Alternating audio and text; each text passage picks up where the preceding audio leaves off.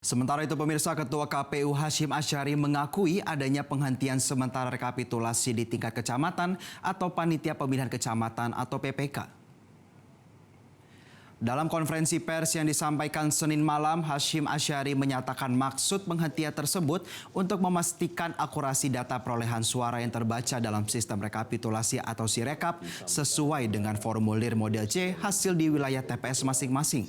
Hasyim juga menambahkan bila tayangan antara formulir C hasil dengan hasil suara di Sirekap telah sinkron, maka rekapitulasi di tingkat kecamatan tersebut tetap berjalan.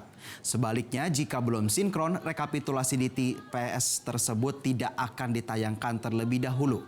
Jadi Hasyim memastikan rekapitulasi perhitungan suara tidak pernah berhenti total. Yang ada dihentikan sementara agar tidak membingungkan masyarakat.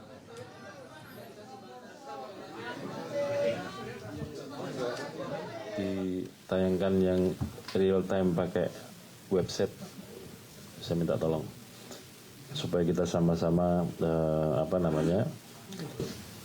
yang itu nanti akan dibacakan oleh PPK di dalam rapat pleno terbuka rekapitulasi hasil penghitungan suara. Jelajahi cara baru mendapatkan informasi. Download Metro TV Extend sekarang.